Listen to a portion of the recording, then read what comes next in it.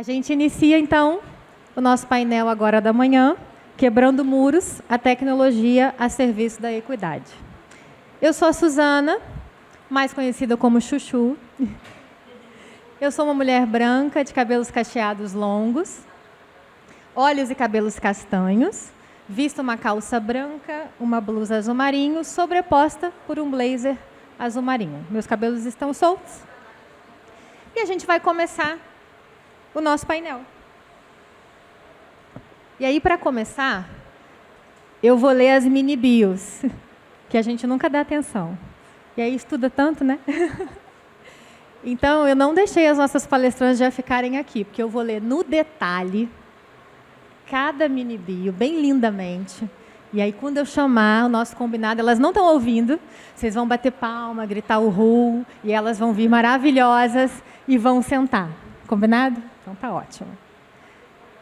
Para esse painel, eu convido Luciane Frazão, que é pós-doutora e doutora em educação pela Universidade da Califórnia, com ampla experiência em educação especial e inclusão, é professora associada do IEPS, atua na formação de professores e em consultoria com diversidade, acessibilidade e inclusão. É pedagoga e especialista em atendimento educacional especializado.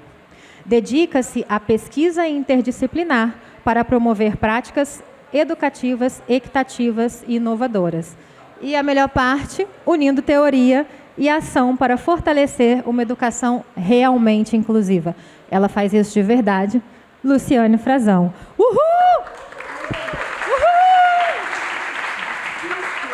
Tem que ter entrada triunfal, maravilhosa. É tipo debutante entrando no 15 anos, assim, quem teve festa?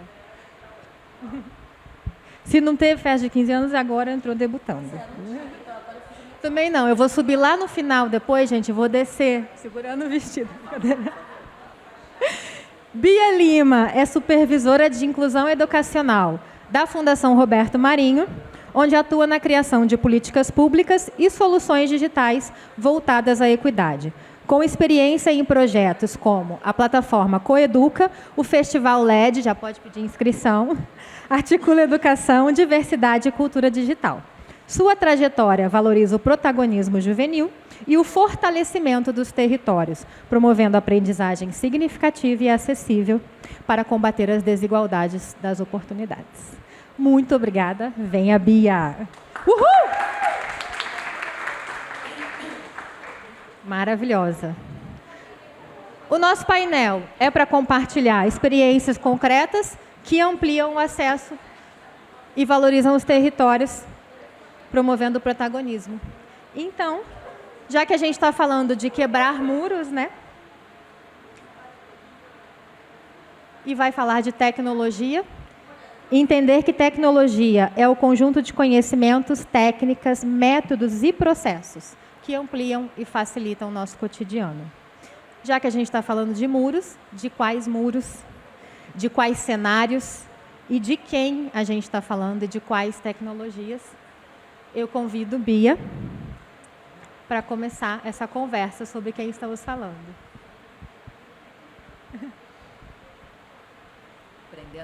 Prendendo as madeixas. Bom dia. Talvez eu levante em alguns momentos. Eu descobri há pouco tempo que eu sou peripatética, então eu preciso, às vezes, me movimentar. Bom, queria me apresentar. Eu sou Bia Lima, eu sou uma mulher negra, eu tenho 49 anos de idade, eu estou vestindo uma calça bordô, talvez, uma blusa preta, estou com um tênis branco, eu tenho cabelos cacheados, estão presos, estou com rabo de cavalo, eu uso um óculos com armação preta, e prazer enorme estar aqui. Eu gosto de começar a minha apresentação, eu sou educadora, eu sou antropóloga, e acho que o que define a minha trajetória é o diálogo com o território, e ouvir o Tião é sempre muito inspirador, a gente sai muito reconectada com o que a gente é, porque às vezes o cotidiano é muito perverso, ou a gente se deixa entrar nesse cotidiano, nessa sociedade.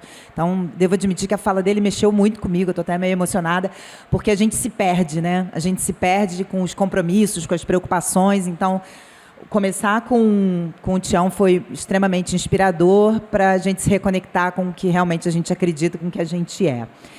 Eu queria começar, a ideia aqui da nossa, a gente fez algumas prés, e aí a gente conversou um pouco que falar de tecnologia, falar de inclusão, é falar de desigualdade nesse país que a gente vive, né? É impossível a gente pensar em falar de uso da tecnologia e de inclusão nessa sociedade se a gente não partir de um elemento essencial que é observar a realidade, né? E observar a realidade, a gente partir de alguns dados, então, aí como antropóloga, não dá para começar uma discussão sem a gente entender onde a gente está e quais são os nossos desafios, né? Então, queria dividir com vocês aqui alguns dados para a gente iniciar essa conversa. A gente tem alguns blocos, então a ideia é que eu apresentar um pouquinho de alguns dados e reflexões para depois, nos outros instantes, a gente discutir e dialogar, tá? Bom, 68 milhões de brasileiros, segundo a PNAD de 2022, não concluíram a educação básica no Brasil. Isso, para mim, é uma das coisas que mais me arrepiam, porque a gente está falando de 68 milhões de pessoas que estão ausentes do processo de letramento, de leitura da realidade. Então, isso, para mim, é algo que me motiva todo dia quando a gente levanta, né?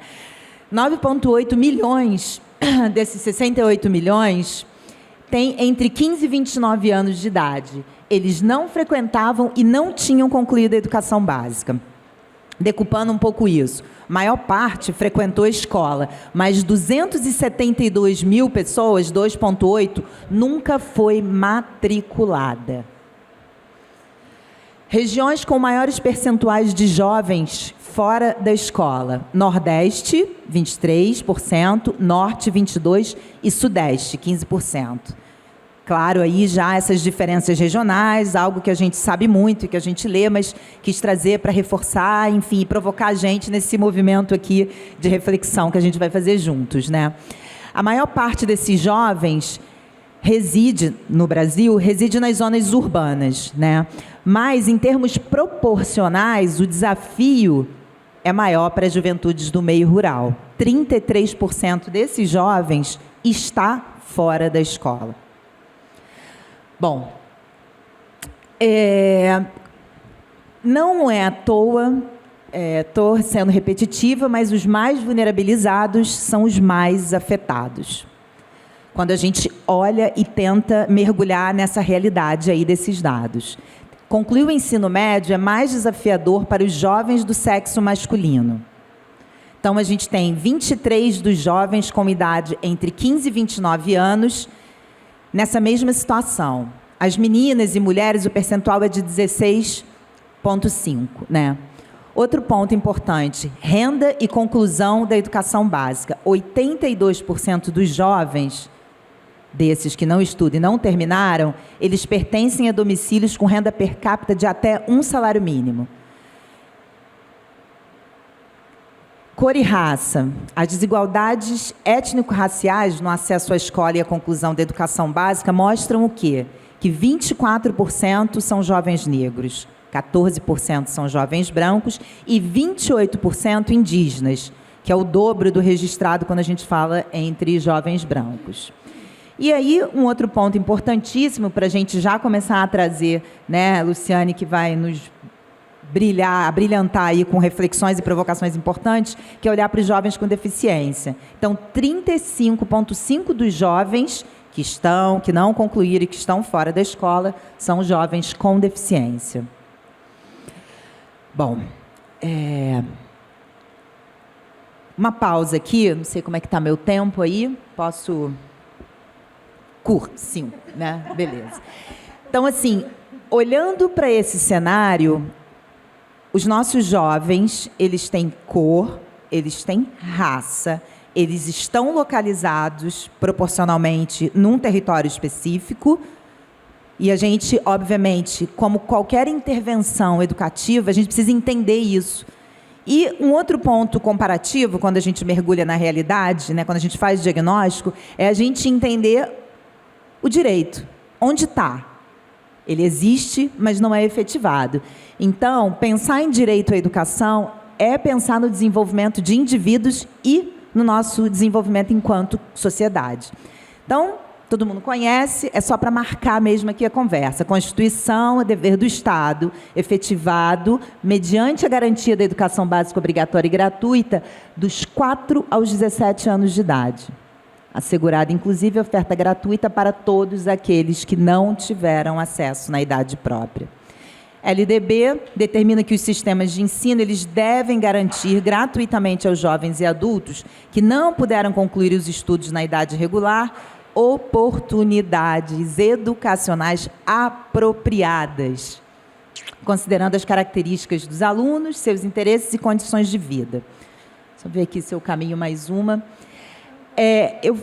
Eu vou agora assim, então, quem são esses jovens? Qual o direito que não está sendo garantido? E aí, na Fundação, a minha trajetória, eu estou há 15 anos na Fundação, mas vim de uma outra organização onde a gente trabalhava, né, com território e uso da tecnologia, com foco na construção da autonomia também. E chegando na Fundação, a gente vem construindo uma trajetória e lá, juntos, identificamos a necessidade e a importância. A gente tem um eixo muito importante no trabalho da gente, que é pesquisa, avaliação e produção de conhecimento. Num desses pilares, a gente falou, olha, em 2022 para 2023, a gente viu que era importante a gente tirar uma foto, novamente, desse público, que é o nosso público da Fundação Roberto Marinho, que é jovens, adultos e pessoas de 60 a mais que não concluíram a educação básica. E aí, nesse processo, a gente falou, bom, vamos conhecer, fizemos uma pesquisa quanti e uma pesquisa quali. Muito legal que a gente trouxe nessa pesquisa quali jovens para estarem com a gente. Então, os jovens participaram de todo o processo, desde a construção dos roteiros até a análise dos dados, e 5 desses jovens, todos, esses 5 que nós convidamos, estavam fora da escola. Então, era importante a gente tê-los no processo. Desses 5, 4 voltaram a estudar, né? Então, bom, o que a gente queria ouvir? Primeiro, entender perfil, e queria ouvir se eles teriam interesse. E se tivessem interesse em voltar a estudar, quais eram as condições. Então, eu depois vou disponibilizar um QR Code para vocês poderem acessar a pesquisa. Agora, no final de agosto, a gente vai lançar um detalhamento. A gente usou métodos estatísticos e a gente entendeu qual é o perfil desses 3 grupos que a gente mapeou. E aí a gente vai ter o maior prazer e vocês podem acessar os links, enfim. Mas o que eu queria contar aqui, rapidamente, para concluir, 73% desses jovens manifestaram interesse em concluir a educação básica. Quais eram as motivações desses jovens? Emprego e renda, 54%. Fazer uma faculdade, ter uma profissão, 28%. E ser alguém na vida. Fortíssimo, né? Dos 27 que não manifestaram interesse em voltar, o equivalente a 2,5 milhões de jovens, os motivos são: preciso trabalhar. 17% precisa cuidar da família. Para retorno ao estudo, a gente foi ouvir, na pesquisa tem mais detalhes e outras perguntas, aqui eu estou trazendo bem resumidinho, mas para voltar a estudar, qual era a preferência de modalidade de oferta? O que torna possível, já que o trabalho é, então, um grande desafio para esse jovem e para essa jovem? Eles dizem que eles preferem aula totalmente presencial, 51%, totalmente à distância, 28%, e o ensino híbrido, 25%. Isso aqui foi uma base para a gente muito importante, já vou terminar aqui, muito importante para a gente poder repensar as nossas práticas e as nossas ações. Depois eu vou falar um pouquinho das nossas intervenções e programas que a gente tem. O telecurso é uma delas, e o telecurso, a despeito do que algumas pessoas conhecem, ele é uma metodologia que é presencial. Até então, ele era 100% presencial. Depois eu conto um pouco dessa história, porque parece contraditório. E a gente começou a discutir a relevância do uso da tecnologia, como que a gente se apropria da tecnologia para esse público. Então, essa pesquisa ajudou a gente a olhar para isso. Então, para fechar minha fala aqui, a partir dessa pesquisa do perfil e da escuta desses jovens, a gente percebeu, aqui tem 2, mas agora, final de agosto, a gente trabalhou com 3 grandes grupos de jovens que a gente identificou. 3,4 milhões estão quase lá. Eles evadiram no ensino médio. Olha o perfil. Mais da metade é do sexo masculino, 70% são negros, 86% está na força de trabalho e 43% ocupados na informalidade. Demanda. O que eles precisam para voltar a estudar? De flexibilização do horário de estudo para conciliar suas atividades profissionais. E aí acende essa luz. Como é que a gente faz? Quais são as possibilidades? E, para concluir, esse outro grupo, que são 2,4 milhões de jovens mulheres com filhos e que querem voltar a estudar. 91% possuem entre 20 e 29, 72% são mulheres negras, a maior proporção fora da força de trabalho e desempregadas. E a maioria vive em lares onde há beneficiários de algum auxílio governamental. Qual é a demanda? Necessidade de creche, renda permanente e apoio familiar para o seu retorno. Intersetorialidade ali é a grande questão que que eu vou fechar aqui, que é como que a gente pensa em inclusão educacional, primeiro sem a gente mergulhar e entender onde estamos, quem são esses jovens e, consequentemente, quem serão esses adultos. E aí tem uma coisa muito importante, gente, que é o impacto da escolaridade, sobretudo da mãe, na vida desses filhos. Então, quando a gente está falando, existe uma cadeia, um encadeamento muito grande, muito importante. Então, vou concluir aqui, mas acho que posso concluir aqui.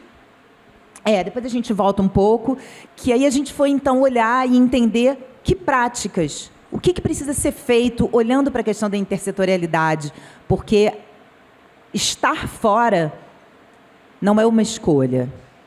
Estar fora é um processo desigual e de exclusão social nesse país. Então, acho que a gente começa aqui a nossa conversa. Quero muito ouvir Luciana. A gente tem muitas oportunidades aí de conversa, mas quis abrir aqui fazendo uma provocação. Assim, como é pensar a inclusão educacional num contexto desse, né? Obrigada, Bia.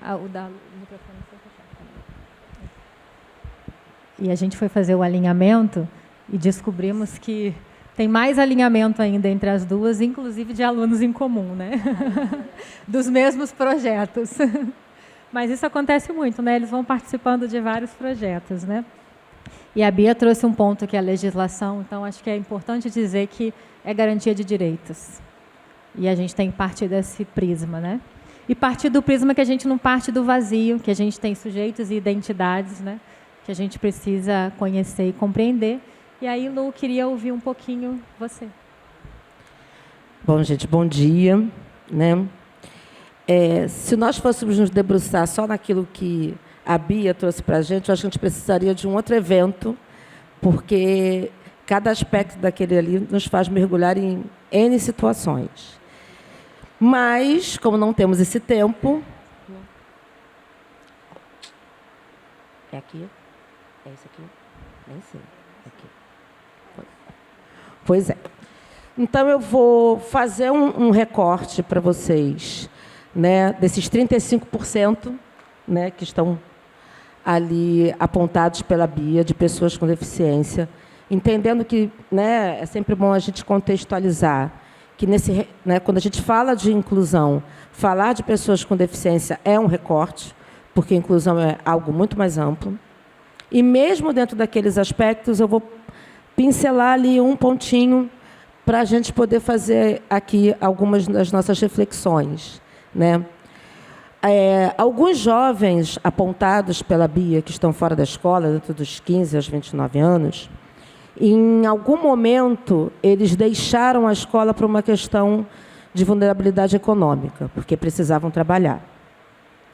No caso da pessoa com deficiência, não necessariamente é esse marcador. Não que ele não apareça, ele aparece. Mas o primeiro marcador é o da acessibilidade. Muitos deles desistem, evadem da escola, porque em algum momento do seu processo de escolarização faltou acesso. E aí a gente está falando de acesso à escola, a gente está falando de acesso a situações de aprendizagem, nós estamos falando de falta de acesso ao currículo, né? E aí, se nós nos debruçássemos aqui sobre currículo, nós teríamos assim uma infinidade de questões a serem colocadas. Mas eu gostaria de chamar a atenção para a questão da personalização do ensino. Porque, em sua grande medida, né, nós estamos no espaço escolar para trocarmos com os nossos pares, para vivenciarmos situações onde as nossas habilidades sociais vão ser desenvolvidas, nossas habilidades intelectuais, ajudar na nossa personalidade, mas a gente não pode fugir da função maior da escola, que é compartilhar com aqueles pares os saberes que as nossas gerações anteriores foram construindo e que entenderam que era importante para o nosso desenvolvimento e dar oportunidade a esse sujeito também de contribuir para as gerações futuras. De dizer, olha, até aqui esse conhecimento foi bom, mas a partir do contexto atual eu preciso fazer uma modificação. E ele só consegue fazer isso se ele está tendo acesso, né? Se ele consegue participar das situações de aprendizagem que acontecem na escola. E a gente pode estar falando aí da tecnologia como um grande mediador de aprendizagem desse processo. Entendendo a tecnologia de uma maneira mais ampla, mas também entendendo essa tecnologia quando eu vou lá e faço um rearranjo, né, daquilo que está disponível dentro do espaço escolar para que esse aluno possa participar daquela situação de aprendizagem. E a gente pode estar falando desde a comunicação alternativa até do material adaptado que foi encontrado numa loja de departamentos lá em Madureira. E aí eu peguei aquele item que não necessariamente foi pensado para uma pessoa com deficiência, mas, a partir do conhecimento que eu tenho daquele meu aluno e das suas necessidades, eu ressignifico esse material e promovo acesso àquela atividade da escola, promovo acesso àquele livro didático, promovo acesso por meio da participação dele com os demais. Então, eu queria começar, né, chamando a atenção, inclusive, para esse processo do aprender a aprender.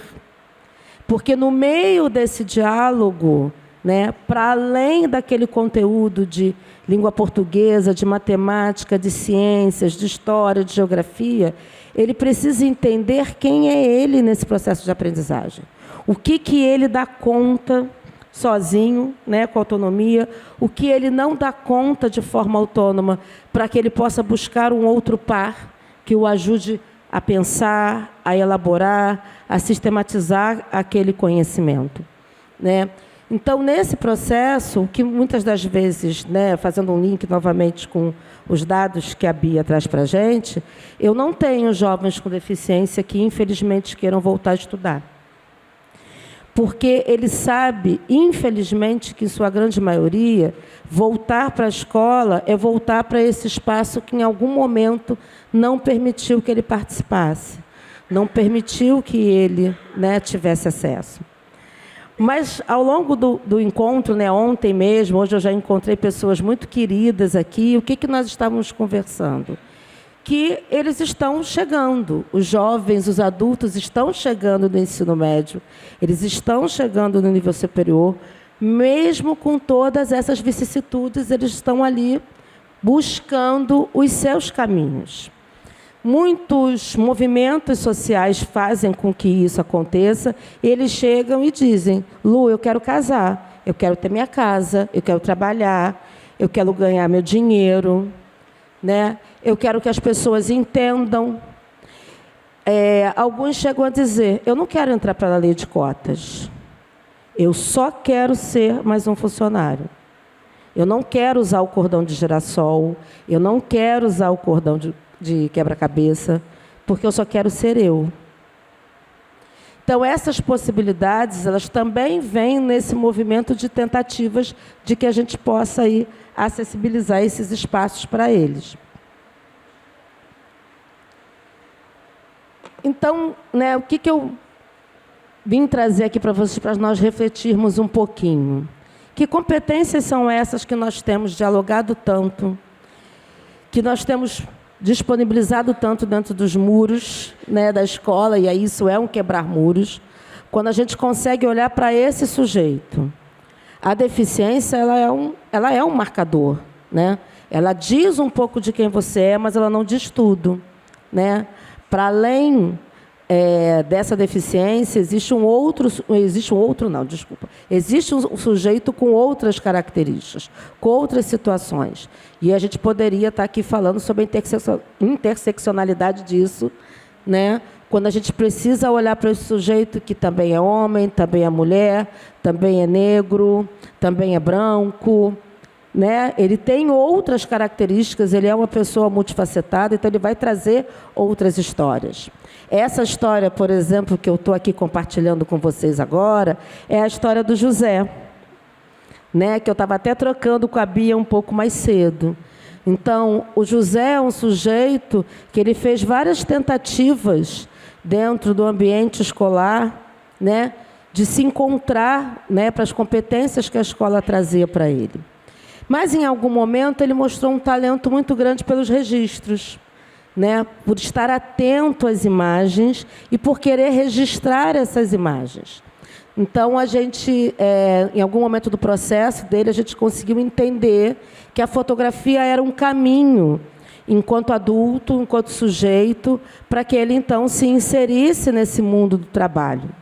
E aí, né, conversando com a Suzana em alguns momentos, e aqui com alguns pares, né, da Firjan, como que o ensino profissionalizante ele dá uma característica, dá uma cara para essa pessoa, porque aí a gente vai olhar para os talentos e para as habilidades dele, para além daquilo que está no currículo formal da escola, né? Então, o José fez o curso de fotografia. A gente precisou fazer adaptação ao curso de fotografia também? Com certeza. Porque nós estamos falando de um sujeito que, em alguns momentos, em alguns processos da sua vida, ele precisa da adequação, né? Mas ele, então, finalizou o seu curso de fotografia e ele está aí envolvido, né, com todo o seu gerenciamento de vida adulta por meio dessa atividade laboral.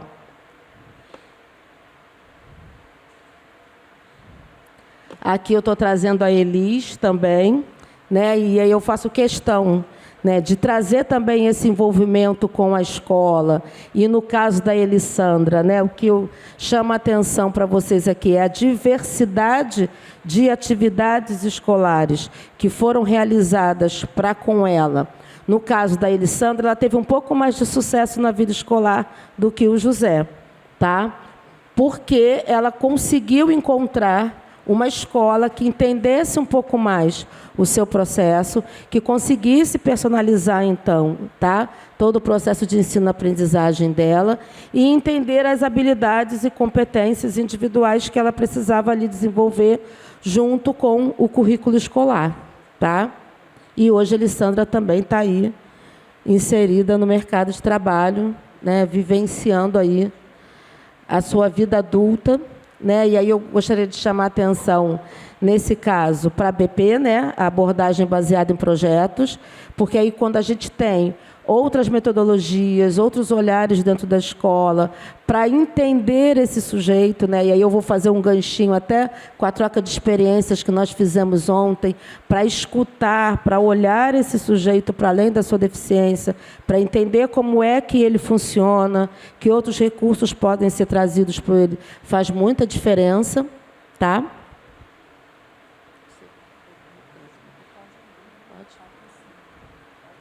Preocupada com o tempo. Aí, por isso que eu estou aqui assim. Aqui eu trago para vocês, né, a possibilidade de vivenciar em loco, com 2 rapazes, tá, as experiências laborais. Né? Então, foi um momento em que a gente teve a oportunidade de conhecermos uma outra empresa e eles poderem ser vistos também nessa empresa e entender que habilidades são essas que eles têm, que poderiam ser revistas, né, e incluídas nesse cenário. Acho importante a gente fazer, né, essa colocação de transição da escola para a vida adulta, porque a escola, ela, por mais que a gente tenha trazido aqui essa tentativa de quebrar muros, ter colocado algumas dessas situações que, infelizmente, ainda são mais complexas, que eu acho que um dos grandes desafios é quebrar esse muro do currículo, né, para poder entendê-lo de uma forma menos engessada, a escola também é um espaço de promoção de muita autonomia e desenvolvimento de habilidades quando a gente consegue olhar para esse sujeito. E aqui, nesse caso, né, é a empresa também olhando para eles num outro formato. Porque a gente sabe que, muitas das vezes também, a escola ela fica um pouco refém, digamos assim, do que a sociedade traz.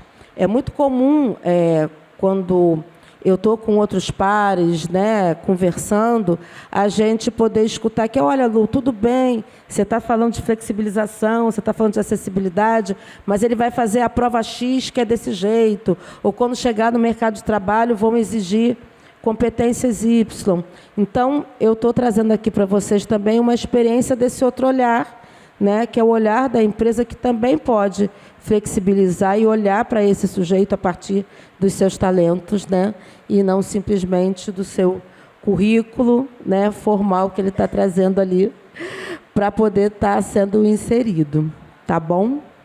É isso. Obrigada, Lu. A Lu já entrou no detalhe, né?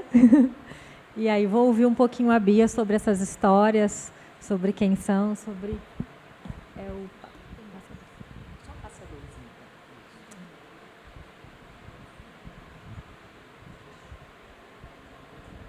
Maravilhoso que já deixaram no ponto.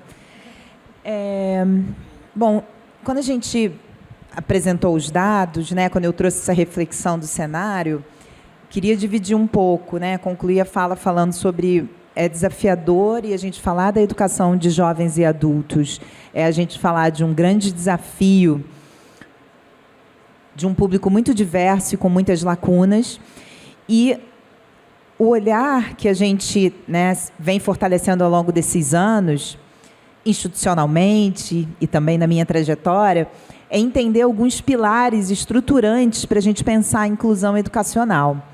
Então, a questão de cor e raça. É impossível a gente reconhecer e pensar em algum processo de inclusão educacional se a gente não considera as desigualdades étnico-raciais no acesso e conclusão, né, à educação básica.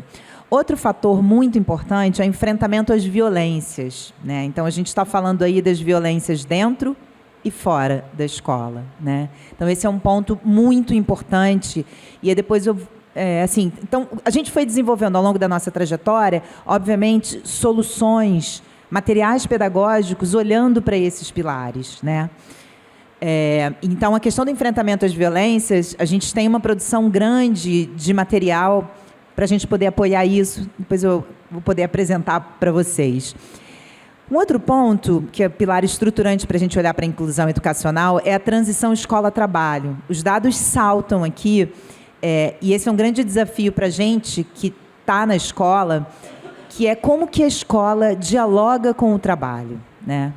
Então, existe um grande desafio e todos nós passamos e temos essa discussão latente, que é que ninguém quer formar ou que o jovem saia da escola para o mercado de trabalho. A gente quer que todos os jovens tenham oportunidades de conclusão do estudo, mas é inegável que falar no Brasil, num país desigual, que esses jovens flertam diariamente com a necessidade de trabalhar. E aí a discussão é que conceito de trabalho a gente vai partir, né? Então, a percepção do trabalho como uma força criadora, a partir da realidade, o potencial criativo e o potencial de geração de renda, né? Então, a gente aí poderia entrar nessa discussão também e aprofundar muito. Mas a discussão que a gente tem trazido na Fundação tem esse núcleo onde eu estou, que é o núcleo de inclusão educacional, e tem o núcleo de inclusão produtiva, que a discussão é quais são as possibilidades de inclusão nesse mundo do trabalho, quais são as possibilidades dessa inclusão produtiva que a gente pode fazer, quais são os caminhos, economia criativa, enfim, são muitas essas possibilidades que a gente vem discutindo e transitando. Então, a transição escola-trabalho, esse é um ponto que a pesquisa mostra que o principal motivo em todas as regiões do país é a necessidade de trabalhar. Então, esse é um ponto importante, que eu chamo bastante atenção para esse conceito transição escola-trabalho, que a gente precisa aprofundar. Enquanto educadores, a gente precisa discutir sobre isso, porque a gente lida diariamente com esses desafios, né? E o outro ponto, que é um ponto estruturante da nossa mesa, do trabalho da Fundação e da sociedade em que a gente vive, que é a questão do letramento digital e da cultura digital. É impossível a gente pensar hoje, né, ficar longe disso. Isso aqui significa o quê? Sociabilidade, acesso à informação, oportunidade de inserção no mundo do trabalho. Enfim, isso aqui apresenta muitas possibilidades. E foi o que o Luciane falou. Esse tem sido o desafio da Fundação, que é de que forma que a gente compreende as mídias e a tecnologia como um elemento mediador do processo de ensino-aprendizagem. Essa é a grande discussão. Quer dizer, não é vilão, não é salvação, mas é um elemento que a gente precisa se apropriar. Mariana Ox está por aí, o pessoal da Educamídia, do Palavra Aberta, que é de que forma que a gente se aproxima e dialoga com a tecnologia de forma crítica. Esse tem sido o trabalho nosso durante quase 50 anos aí. Bom, queria contar para vocês um pouco, então, do que a gente veio construindo ao longo dos anos, olhando para esses desafios, para esse cenário. A gente tem um projeto que chama Telecurso, que desenvolveu uma metodologia que chama Incluir para Transformar, e a gente veio atuando, e essa metodologia ela é o pilar assim, estruturante do nosso trabalho, é uma metodologia fundamentada, além de outras referências, mas fundamentada em Paulo Freire, onde a gente vem apoiando ao longo de alguns anos governos, projetos de base comunitária, na regularização de fluxo e também na educação de jovens e adultos. Então, a gente está falando de olhar para um desafio que é a defasagem idadiana, evasão e repetência. A gente tem, hoje, uma intervenção que é da Fundação, que é uma unidade escolar para jovens e adultos. E a gente tem também uma iniciativa muito recente, que a gente está experimentando e pensando no uso da tecnologia como uma alavanca, como mediador nesse processo de inclusão, que é o SEJA, é um curso preparatório para o ENSEJA, que é a certificação nacional para que pessoas possam, então, fazer a conclusão do seja ensino fundamental ou ensino médio. Então, essa é uma experiência que a gente tem desenvolvido, que a gente está monitorando. Ela tem sido monitorada muito de perto pelo nosso time de pesquisa e avaliação, que é como que a gente, considerando o letramento digital e a educação midiática, mas a gente amplia a capilaridade e amplia acesso, né? Aqui é um pouco de onde a gente já esteve, olhando para Telecurso. A gente atuou em parceria com o MEC, com governos e estados, mais de 1,6 milhão de pessoas formadas, 40 mil professores. Então, a gente chega no território, dialoga com esse território e desenvolve os nomes dos projetos, têm nomes de acordo com os seus territórios, essas construções são feitas com as secretarias. Então, uma metodologia, não vou parar e explicar, mas assim, só para a gente centrar aqui e entender os pontos nodais dessa metodologia, é quem sou eu, onde estou, para onde vou, qual a minha missão do mundo. Para quem conhece educação popular, isso aqui é a base do trabalho, base freiriana, enfim, e a partir daí a gente tem alguns eixos estruturantes do trabalho, né? E aqui o que a gente entende nessa metodologia, que são elementos centrais para a gente pensar nas condições e para a promoção dessa aprendizagem. Fortalecimento de vínculos, eu acho que é isso que a Luciane está trazendo aqui muito forte na fala dela. O ensino significativo, e aí isso é Paulo Freire na veia, essa discussão que o Tião estava tendo agora com a gente lá. A questão da priorização de conteúdos e habilidades, então, quando a gente olha para esse público, sobretudo esse público que a gente está falando de regularização de fluxo, informação, conhecimento e projetos na comunidade, então, o que é a realidade, qual é o diálogo com o cotidiano e como que esse conhecimento ele se torna significativo a partir do momento em que eu percebo que ele está ali, ele está, não é um currículo separado e fragmentado, mas ele está dialogando. Obviamente, e correlato ao que eu acabei de trazer, a interdisciplinaridade e a transdisciplinaridade. A educação midiática, que é algo que surge da Fundação, no momento fundante da Fundação Roberto Marinho, no primeiro momento em que eu mencionei na minha primeira fala, em que a televisão era usada como um elemento de divulgação, e aí depois essa metodologia ela é aprimorada e fortalecida, e aí sim a gente passa a usar a tecnologia nesse processo como elemento mediador, e aí a gente passa a não só dar capilaridade através das mídias, mas a gente se apropria dela numa metodologia que é presencial, né? Ficou durante muitos anos como uma metodologia presencial. E, obviamente, por último, estruturante, fundamental de tudo, o professor como mediador do processo. Rapidamente, a gente tem uma unidade escolar para jovens e adultos. A gente já conseguiu formar mais de 2.400 estudantes. E aqui eu só queria destacar que a gente trabalha com classes descentralizadas. Então, a gente não tem uma unidade física, a gente atua em diferentes territórios, dialogando com as necessidades desses territórios. Então, a gente hoje está na Maré, São Gonçalo e Del Castilho. Então, junto com Redes da Maré, com o Abraço do Tigre, enfim, então a gente identifica as necessidades, faz parcerias nos territórios, onde que não tem a ausência de, a gente está chegando junto e apoiando essas instituições. Enfim, depois a gente pode conversar melhor, o tempo é curto, isso aqui é um pouco do nosso trabalho, equipe visitando, enfim, fazendo aulas passeio, enfim. Isso aqui é um pouco de como que o trabalho acontece nas unidades escolares, foco na construção coletiva do conhecimento, a nossa metodologia, olhando sempre para o trabalho coletivo. A gente trabalha com grupos de trabalho. Acho que muita gente aqui já deve conhecer essa metodologia, né? Mas o que é importante que eu queria destacar aqui é esse diálogo com algumas soluções, projetos e estratégias com foco na inclusão produtiva. Que isso, esse diálogo com a realidade e com a transição escola-trabalho, que para a gente é muito importante. E essa aqui é a nossa experiência que a gente tem feito, que é um projeto onde a gente está chamando de Seja.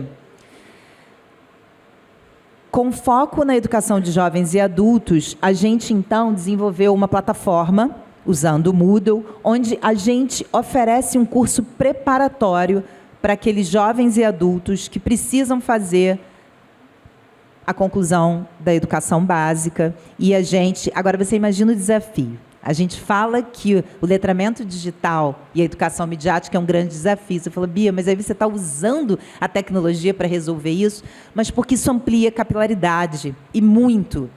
E esse público, quando a gente olha lá na pesquisa, é um público muito diverso. Então, existe um público que tem um letramento digital, mas existe um público que começa a formação muito impulsionada pela divulgação, pelos familiares, e a gente está monitorando com o BI que, à medida que as aulas avançam, a gente, obviamente, perde essas pessoas. Mas esse é, então, o nosso projeto de pesquisa. Esse é o nosso grande desafio de que forma que a gente usa a tecnologia. Então, esse é um trabalho de pesquisação que a gente está, enfim, focado, e esse é o nosso trabalho, né? Isso aqui é um pouco do Enseja. E eu queria falar um pouco aqui agora sobre aprendizados, tá? Assim, olhando para a nossa história, compartilhando aqui como educadora, aprendizados. O que a gente tem olhado que tem sido relevante no nosso processo? Leitura da realidade, educação contextualizada, diagnóstico, pesquisa, monitoramento e avaliação. É impossível a gente trabalhar se a gente não tem esse olhar de educador, pesquisador, que é o que todos nós aqui, o dia a dia, estamos atentos, olhando, registrando. Educação integral e sistêmica. É impossível a gente não pensar na educação como um processo e no sujeito, por ser um sujeito integral e sistêmico, a gente precisa ter essa percepção. Então, isso é algo que a gente percebe e isso precisa fazer parte do nosso cotidiano. Foco no desenvolvimento da autonomia e da participação. Então, quem está baseado em Paulo Freire, na educação popular, isso é princípio estruturante, a gente levanta todo dia lembrando que a gente tem direitos a serem efetivados e a gente precisa contribuir para a construção da nossa autonomia e para os processos de participação social. Isso é muito importante. Professor e professora como mediador, escuta, afeto e a prática articulada, a pesquisação. A tecnologia e as mídias como um elemento do e no processo. E a intersetorialidade, eu queria finalizar falando um pouco sobre isso, que é o princípio que dialoga com o conceito. Esse princípio ele dialoga com o conceito de educação integral e de aprendizagem significativa. A gente só pensa na intersetorialidade porque eu sei que o sujeito é integral, eu sei que a realidade é sistêmica e eu sei que a aprendizagem ela só acontece se a gente dialoga com a realidade. Logo, esse sujeito tem várias demandas. Ele vive num contexto social e não dá para a gente pensar nenhum projeto se a gente não pensar na intersetorialidade, dialogando com outras organizações, e não é a gente assumindo, ainda mais uma organização do terceiro setor, que não tem que fazer nada, tem que dialogar com o Estado e tem que apoiar e contribuir. Então, a questão da intersetorialidade, para mim, é um dos pontos mais importantes. Aí aqui, depois eu compartilho. Aqui tem alguns projetos que a gente desenvolve para dialogar com a questão de cor e raça, que é a cor da cultura. Aqui a Maleta Conviver, que é um projeto que dialoga com a convivência comigo mesmo, com o outro e com o meu território, que é a Maleta Conviver, é uma tecnologia que a gente tem, enfim. E, enfim, tem alguns materiais, eu não sei como é que está meu tempo. Já estourou, óbvio. Pessimamente. Óbvio, né? Eu vou ter que ser essa pessoa já, mas eu sei que está todo mundo querendo saber detalhes, né? Eu estou vendo assim, que horas que a gente vai ter o link? A gente deixa na tela. Ótimo, e aí maravilha. todo mundo consegue pegar os QR Codes, porque a Lu Isso. também tem links com QR Codes. Mas quem já está colocando, depois a gente, na hora que liberar para as perguntas, eu peço para deixar na tela os QR Codes. Só queria convidar vocês a acessar as nossas pesquisas e os dados, né? Exatamente. Aqui a gente, além dessa, tem outras pesquisas, e a Coeduca, que é uma mediateca que, em parceria com a FAPESP, a gente criou, que a gente compartilha os materiais da Fundação, do Futura, com orientações, sugestões de atividades, enfim, eu acho que pode ser um material também interessante. Obrigada, gente. Obrigada, Doido para a gente Bia. começar a conversar. Já vamos seguir para a pergunta. Pois é. Então, assim, eu vou mais uma vez, né, porque como a gente está aqui numa dobradinha, acho que é interessante a gente trazer, né, justamente esse diálogo nosso aqui, dentro desse painel, com aquilo que a gente já está dialogando, né, que a gente já está costurando. Então, eu vou fazer, mais uma vez, um recorte em cima da metodologia que a Bia trouxe, né, que é uma metodologia muito da educação inclusiva, que tem muitos dos princípios da educação inclusiva, quando ela traz a metodologia, por exemplo, para que a gente olhe para a educação de jovens e adultos.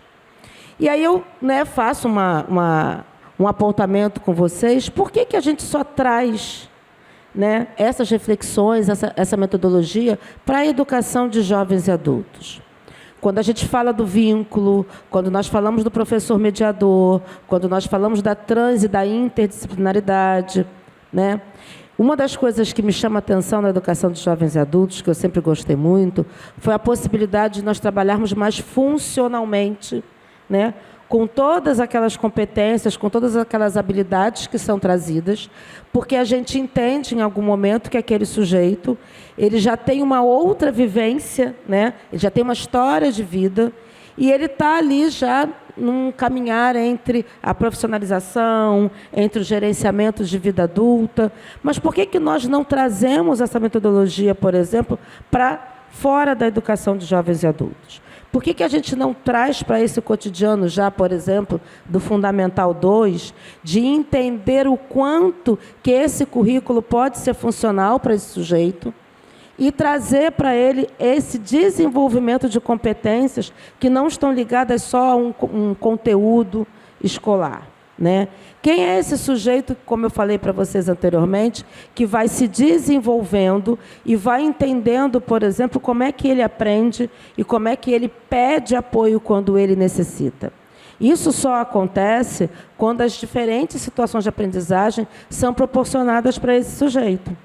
E aí eu estava, né, circulando, por exemplo, no evento ontem, eu conheci um professor de química, né, aqui atrás no Fab Lab, não é isso? No Fab Lab, e ele estava mostrando, por exemplo, alguns dos recursos que ele elaborou para sujeitos com deficiência visual. Então, ele me mostrou, por exemplo, uma balança falante, né, porque ele, né, o que foi que ele pensou? Né? Esse sujeito não tem a visão, ele não vai conseguir fazer as medições necessárias, né, para poder lá fazer a composição, participar das atividades e tudo mais. Então, ele criou um software. Aí, algumas coisas, é claro que eu não vou saber dizer direitinho, né, porque eu não sou da área de química, mas ele elaborou lá uma balança digital, um software no seu celular, e aí, quando colocava o objeto na balança, acoplado ao celular, ele, então, dizia ali qual era o peso daquele objeto. E aí a gente ficou dialogando, e aí na mesma hora eu fiz uma analogia, por exemplo, com alguns sujeitos com deficiência intelectual, com alguns sujeitos, por exemplo, autistas, enfim. E aí algumas pessoas podem até perguntar, ué, Luciane, mas aquilo ali não foi pensado para uma pessoa que não enxerga? Mas nós temos, às vezes, alguns sujeitos que eles não conseguem desenvolver algumas competências de sistematização do conhecimento. Eles desenvolvem o conceito, eles entendem, mas, na hora de sistematizar, eles têm essa dificuldade, né, de acordo ali com as suas necessidades. Então, essa balança que fala, nessa balança falante, ela, na verdade, poderia atender muito mais, né, do que somente pessoas com deficiência visual. Mas, para isso, a gente tem que estar atento ao outro. A gente precisa ter o cuidado, e aí eu não consigo encontrar uma outra palavra, mas é um cuidado pedagógico, né, de vivenciar diferentes atividades para esse sujeito, para eu poder entender qual é a sua compreensão, né, daquele conteúdo, daquela situação, que muitas das vezes vai para além da deficiência, tá? E aí a gente está falando de outras habilidades, como memória, como atenção, como concentração, como raciocínio, né, e por aí vai, para que a gente possa, então, entender que aquele recurso ele pode se estender para ele num outro formato, para que ele possa estar participando das atividades escolares. Então, a gente está trazendo uma funcionalidade, né, diferente para esse sujeito, mas, para isso, eu preciso experimentar. Eu preciso entender qual é a sua vivência também, e aí eu posso estar levando isso, por exemplo, para uma situação de gastronomia, enfim. A minha cabeça ali ficou viajando, de fato, para essa possibilidade. E aí a gente está falando de um professor que está lá na UFRJ, que elaborou aquele material, né, para o aluno que está lá no nível superior, mas esse mesmo material pode chegar ali, né, para o fundamental, para o ensino médio. Então, em alguns momentos, qual é uma das reflexões que eu faço? Acho que a gente tem, né, políticas públicas aí, né, a legislação, que nos garante acesso a bastante coisa, no sentido de validar as ações. Temos muitos projetos que são interessantes, né, como os projetos que a Bia trouxe aqui, que nos fazem refletir, que a gente pode trazer para o cotidiano, mas a gente precisa agir mais. Eu sinto falta dessa ação e, em alguns momentos, dessa rede conectada para saber o que cada um está fazendo, que eu posso trazer para a minha realidade para promover esse acesso para a pessoa com deficiência, né, para o aluno com deficiência. Porque se com certeza, né, essas ações acontecem, esses recursos eles chegam, por exemplo, eu vou diminuir essa evasão para a pessoa com deficiência, por exemplo, né? E aí ele também vai poder se pronunciar, né, como eu disse para vocês, dentro das outras situações, como a própria Bia trouxe, das juventudes, porque existe um clamor que é o mesmo para todos eles, né, do querer trabalhar, do querer fazer parte.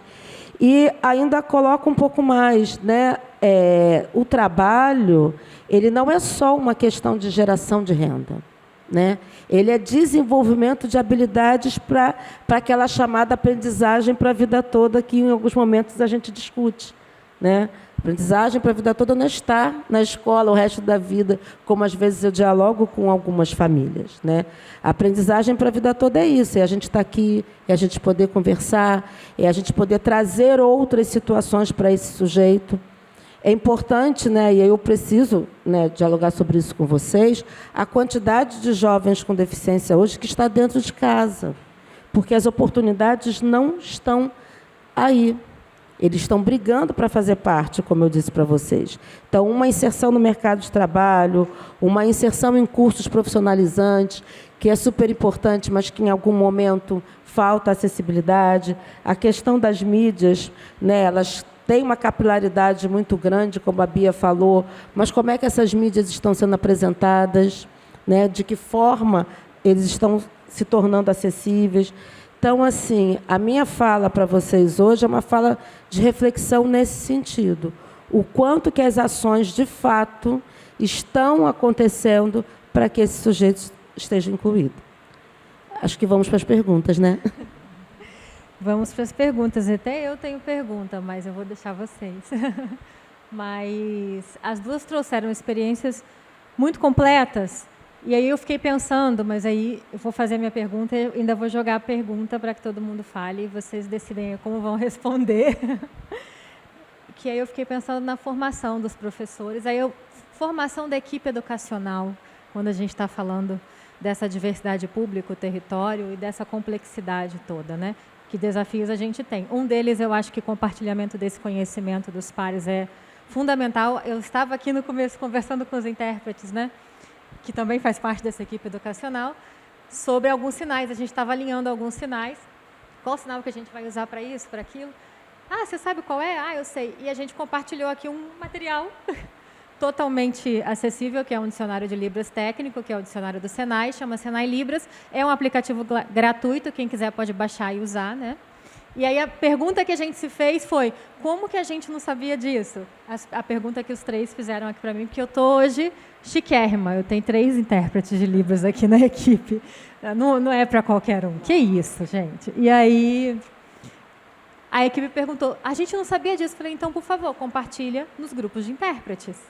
Por quê? Porque isso é uma ferramenta educacional incrível e a gente que vem da área, eu também venho, sou intérprete de Libras, como é difícil interpretar uma área técnica, porque você não tem um sinal, não tem um conceitual e tudo mais, por base a gente precisa de conceito. Então é um desafio na nossa formação, né? E na nossa formação de professores, esses desafios quais vocês identificam, mas como que a gente supera? Que é a pergunta de milhões. E aí a gente vai passar a pergunta para vocês, quem quiser perguntar. Prazer, me chamo Flávio.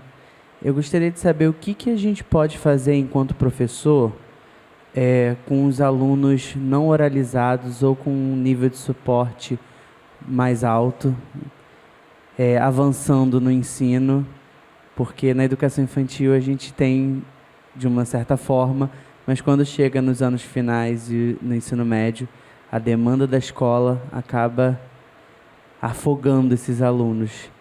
Então, eu gostaria de saber o que a gente pode fazer para contribuir para não colaborar com a evasão, principalmente desses casos que são casos mais severos.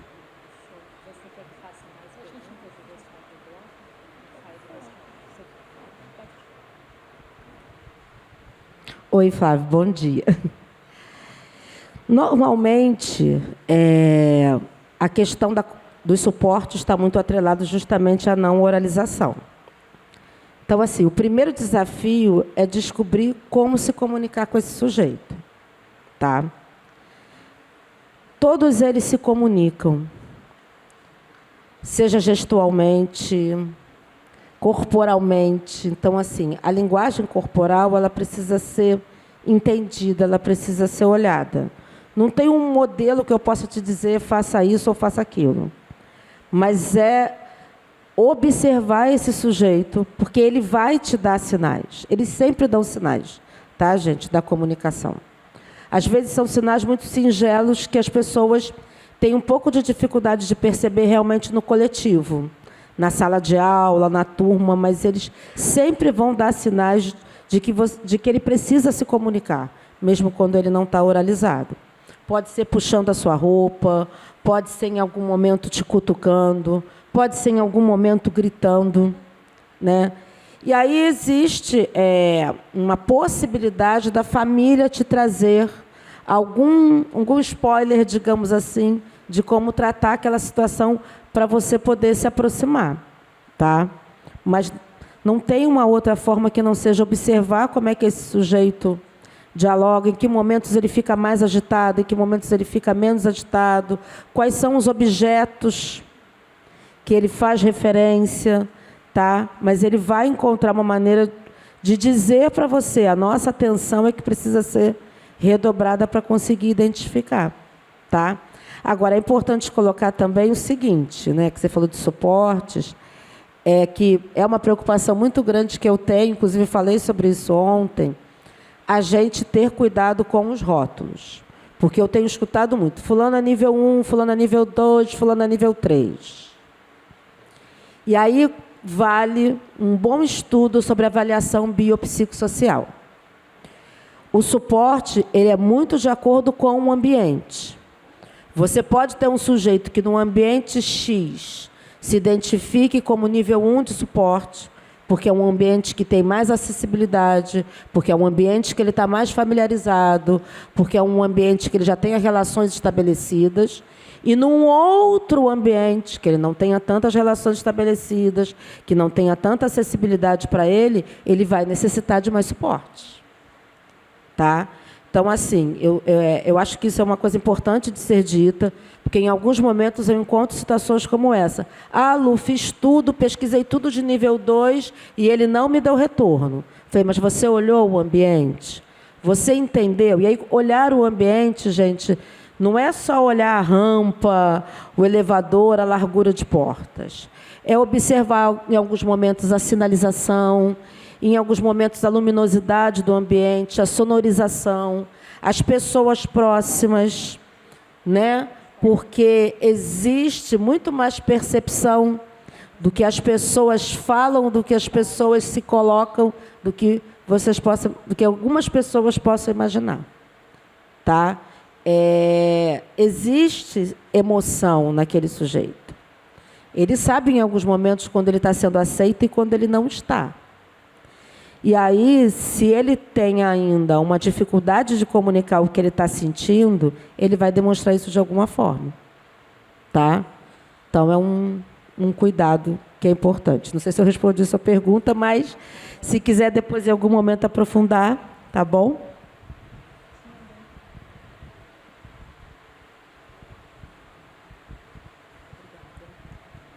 Olá, bom dia.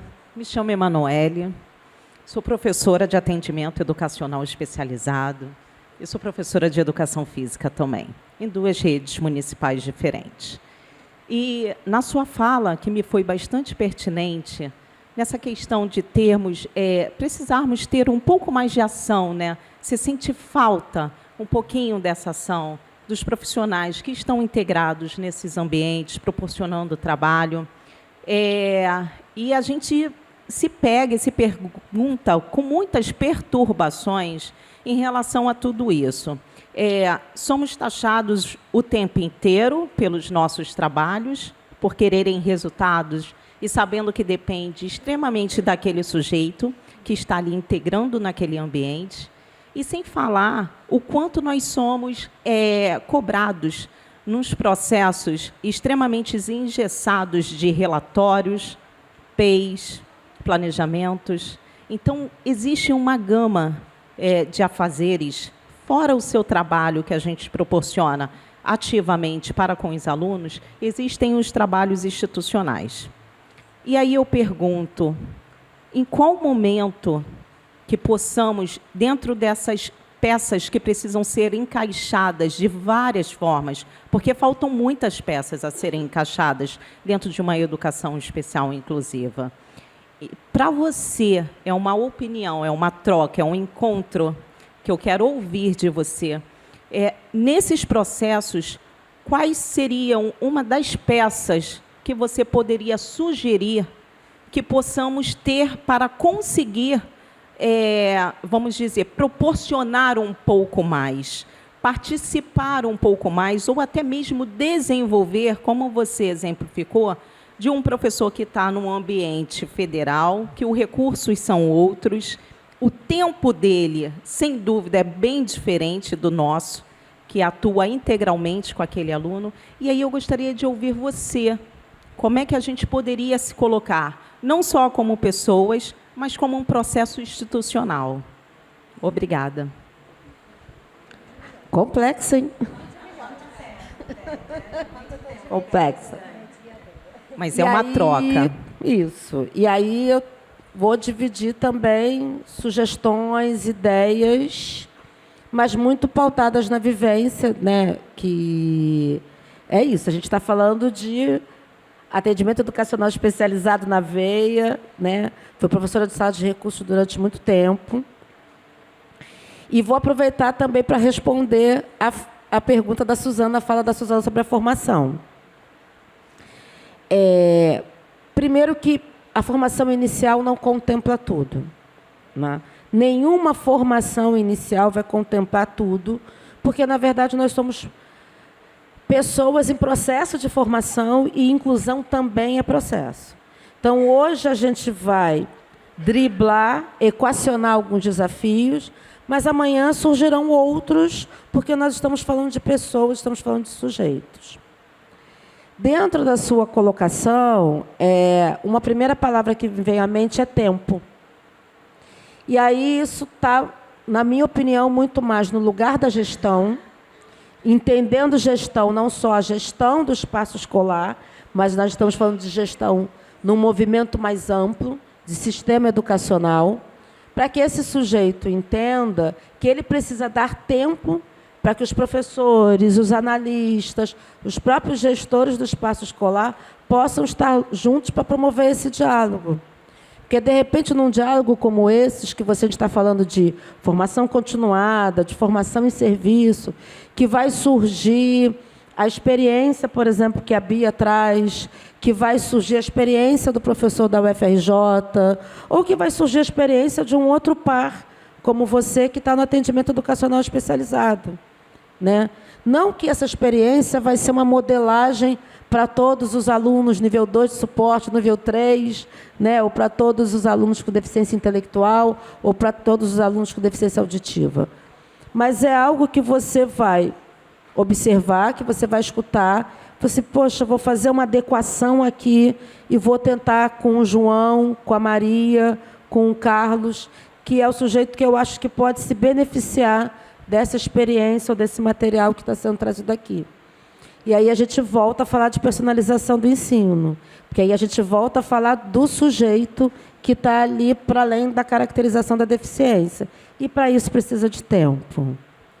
Não consigo encontrar uma outra palavra, entendeu, que emerja nesse momento para isso. Para a gente poder trocar, para a gente poder pensar, fazer o PEI, né? Não como um documento institucional e burocrático, mas como um instrumento, uma ferramenta que vai me ajudar a pensar nesse aluno, nas estratégias, no material, na sensibilização curricular, para que ele se desenvolva em relação à sua aprendizagem.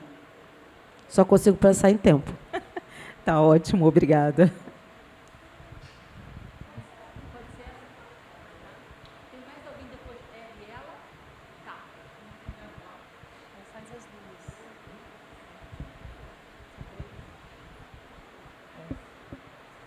Eu acho que a gente pode fazer 2 perguntas e aí elas respondem as 2, tá?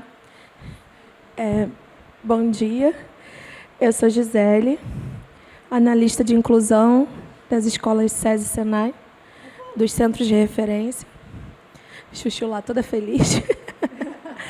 E ano passado nós tivemos um aluno, numa das unidades que eu trabalhei, que além do TEA, tinha também como comorbidade a deficiência intelectual, bem importante, né? Num grau bem importante. E os professores estavam com muitas dúvidas de como fazer esse PEI no 3º ano do ensino médio, né?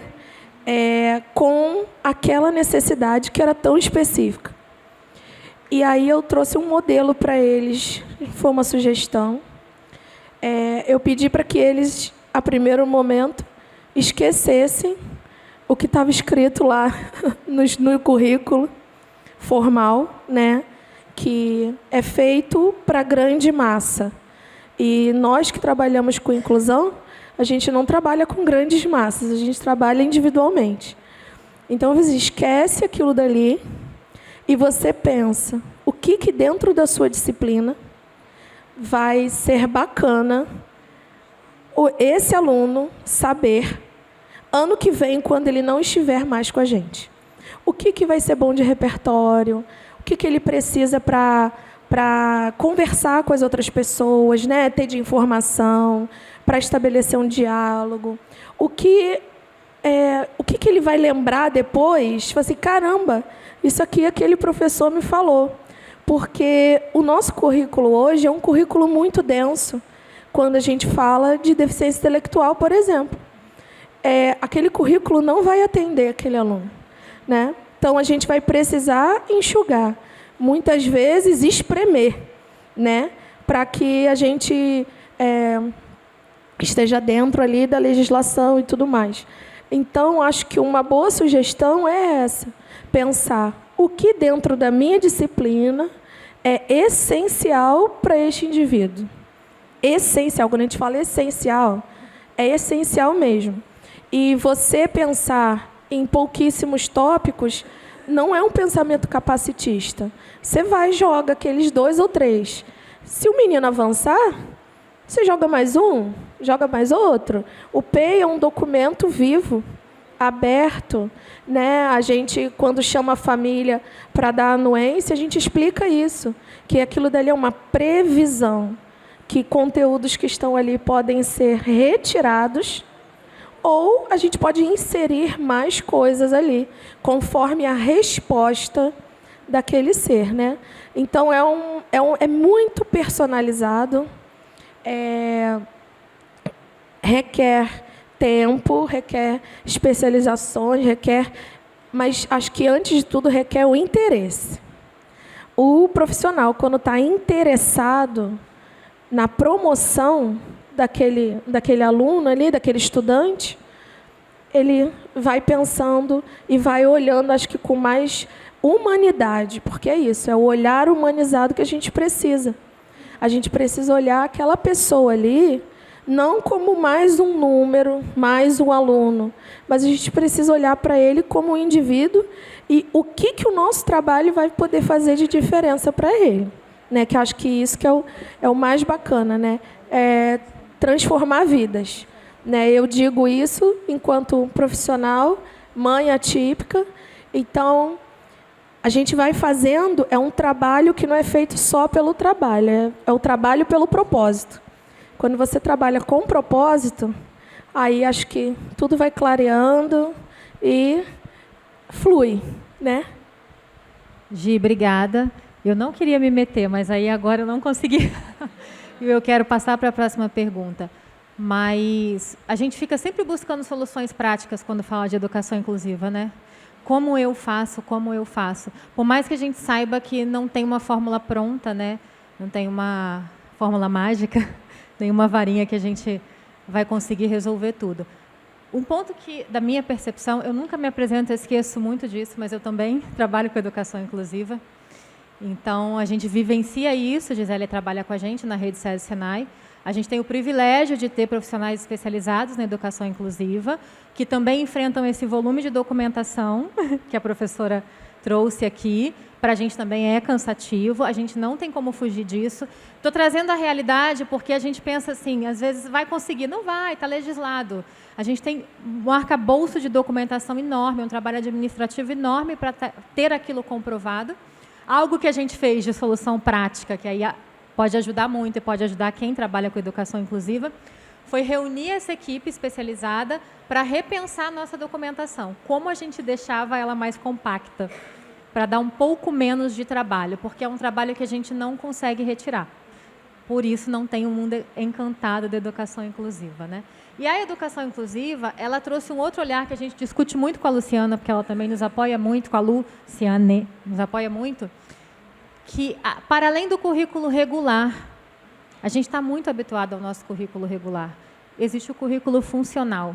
E aí, quando eu olho para um aluno Esporte 3, que é o que o professor Fábio falou, que é uma grande dificuldade quando eu olho para o currículo regular, que a Gi trouxe também, o que eu vou fazer? Ele não verbal. Gente, essa é a realidade. O que eu vou fazer? O que eu vou ensinar? Eu sei que muitas das vezes ele não vai sair daqui sabendo química, mas eu sou professor de química e essa é a minha responsabilidade, ensinar o currículo regular. A Gi já trouxe uma solução, né, para além, né? É olhar para, que a gente brinca do além do currículo, para a funcionalidade.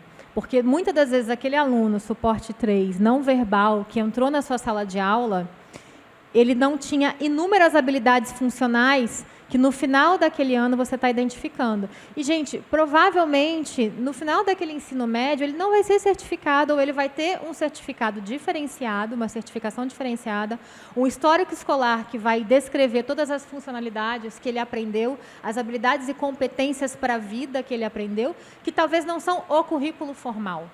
Talvez o currículo formal ele vai partir do pressuposto básico, mas ele vai ter aprendido várias outras percepções funcionais para a vida, como autonomia, que a gente sabe que acontece, e que às vezes a gente fica preso nesse currículo regular e não consegue perceber. Porque vem a culpa, a gente tem sempre a culpa do super sucesso, né? A gente é educador, não tem como. Então, esses pontos são importantes. Às vezes, aquele aluno não verbal é real, gente, não tem mundo encantado. Ele não vai sair sabendo matemática como todos os outros colegas estão. E nenhum dos outros também vai saber como, porque cada um aprende da sua forma. É um pouco desse olhar, mas o que desse apoio da matemática ou de letras, do que tiver de currículo funcional, ele vai levar para essa vida adulta e vai ser funcional na vida dele, que é diferente da minha vida, da Luciana, de todo mundo que não tem uma deficiência e que vai ser funcional para ele. E aí... Ai, Su, posso? Desculpa, porque a língua está coçando. Assim, nem todo mundo aprende tudo, né, gente? Vamos nos olhar um pouquinho, né, e lembrar lá, né, da nossa escolarização fundamental, médio. Será que eu, de fato, aprendi tudo que eu estudei? Ou algumas coisas eu fui fazendo porque eu precisava dar nota para passar de ano e me certificar? Mas a Gisele falou uma palavra que, para mim, é muito importante, né, que é o essencial. E aí eu complementaria a sua fala, Gisele, falando do currículo funcional, que eu acho que ainda é uma etapa além da sua colocação. Pode ser, Su, que ele não aprenda a química,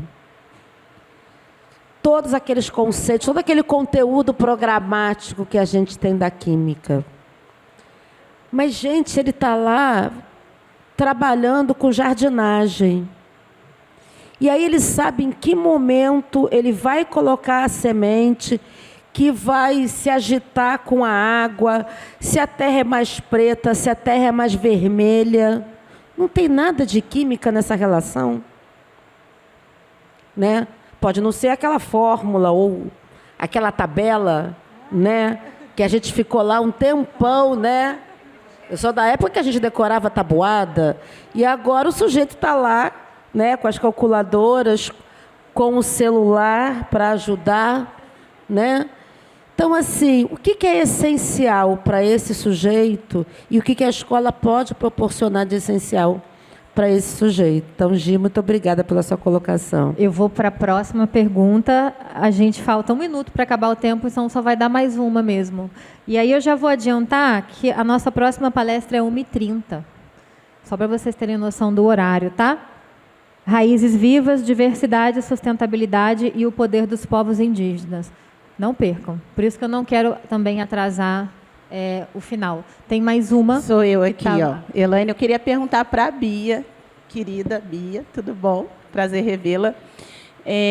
Você mostrou os estudos e o programa e a metodologia da Fundação, e eu achei muito interessante quanto que vocês focam na questão da aprendizagem. E aí, muitas vezes, eu percebo que nós focamos na formação de professores, mas eu não sei se a gente está olhando tanto para as lideranças nas escolas e para as equipes pedagógicas. Por que eu estou dizendo isso?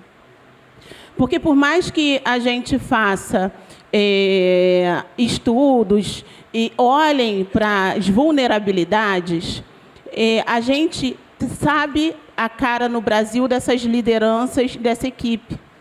E que os indivíduos brancos geralmente não se veem como pessoas racializadas e têm seus vieses inconscientes e que acabam implicando na nossa prática, no nosso fazer pedagógico, porque é difícil dissociar ali até onde a gente vai, até onde nosso fazer está impregnado, né, do que a gente acredita e dos nossos valores, etc. E a minha pergunta seria nesse sentido, né? Se nesse programa de formação tem algo que vise também a formação dessas lideranças e dessas equipes para que o professor também não se sinta o tanto que solitário nessa e o único a estar ali. É claro que ele está diretamente com o estudante e a gente sabe que, enquanto a prática dele vai influenciar, mas quando a gente fala da organização escola, a importância dessa diversidade entre lideranças e equipe técnico-pedagógica, né, dessa criticidade do nosso fazer, o quanto que ela é importante para reverberar essa cultura, né, de olhar para o que impacta na permanência do estudante na escola, porque muitas vezes a gente fala de taxa de evasão e a gente não está olhando, ou só está colocando nos agentes externos o que causa essa evasão, mas não está ali acolhendo quanto de questões quanto um atraso, quanto o deslocamento desse aluno, o quanto que a questão mesmo de alimentação, a escolha, o que é escolher entre trabalhar e estudar, e o que pesa quando você precisa ir trabalhar e você não tem como conciliar o estudo. E muitas vezes isso é lido como outros fatores quando chega num atendimento, né? Ele não tem o mesmo acolhimento que outros estudantes têm. Então, isso também impacta muito na permanência do estudante nesse ambiente. Aí eu queria que você falasse um pouquinho se já tem alguma formação em relação a isso, se tem algum estudo. Primeiro, muito bom te ver aqui. De novo, eu preciso ficar em pé, desculpa, preciso. Então, primeiro, obrigada pela sua pergunta. Vou ilustrá-la com duas situações, tá? Uma, nos nossos processos formativos, e aí vindos de avaliação, né? Por exemplo, a Cor da Cultura, que é um projeto que a gente tem mais de 20 anos nosso, que a gente desenvolveu, enfim, então a gente tem muitas... Vou só pedir para botar o QR Code. Ótimo, todo mundo obrigada. pode acessar, tá? Obrigada. Ao avaliar a implementação desse material A Cor da Cultura, uma das questões essenciais foi essa. A gente não consegue avançar na discussão étnico-racial com um material pedagógico se o gestor não estiver formado. É impossível, esse professor ele ficava isolado no processo. Então, isso foi fruto do nosso processo avaliativo, né? Então, só um exemplo muito prático. Imagina, quando a gente está falando, e não imagina, mas assim, é porque as coisas estão muito correlacionadas, a regularização de fluxo, quando a gente fala de distorção idadiana, né? Porque isso que você está falando é de que forma que a gente percebe, que a gente olha, a gente, enquanto equipe, comunidade escolar, a gente olha e entende aquele sujeito, aquele aluno que está prestes, pelo processo de repetência, ele vai sair. Ele não tem, a gente sabe, né? Então, uma das intervenções que a gente mapeou lá nessa pesquisa é a gente poder ter um acompanhamento preditivo, assim, a gente já avaliar quais são os fatores que levam a essa evasão e a gente monitorar isso. A gente faz isso na nossa unidade escolar. Então, faltou quantas vezes a gente entra... Então, existem protocolos para a gente poder ir acompanhando esse estudante. Mas é isso que você está trazendo. De que forma que a nossa gestão escolar, a nossa equipe, e aí na gestão escolar, não é só a gestora, a gente está falando da gestão de todo o espaço escolar, o porteiro, a merendeira ou o merendeiro, enfim, todo mundo que está ali, né? Então, enquanto equipe. Então, isso que você está trazendo é muito importante, isso faz parte do processo. E o que a gente está trazendo agora é a formação dessa equipe também para a discussão sobre o enfrentamento das violências, porque a escola é aquele espaço, é todo aquele território ali vivo, pulsando, com muitos agentes que estão intervindo. Então, todos precisam entender não só a violência do território, a gente fala de violência armada e como lidar, mas das violências que esse estudante e que a nossa equipe, que nós, enquanto profissionais, vivemos também no ambiente escolar. Porque isso é muito relevante e muito importante. As relações entre coordenação, gestão e as relações que estão ali, né? A gente sabe muito bem do que a gente está falando, do que a gente vive.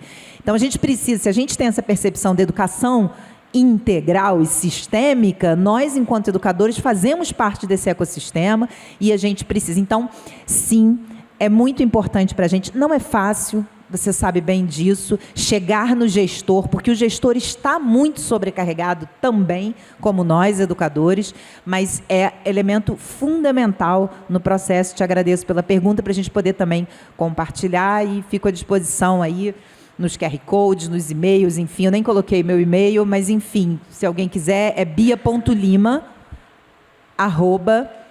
as iniciais, Fundação Roberto Marinho, FRM.org.br.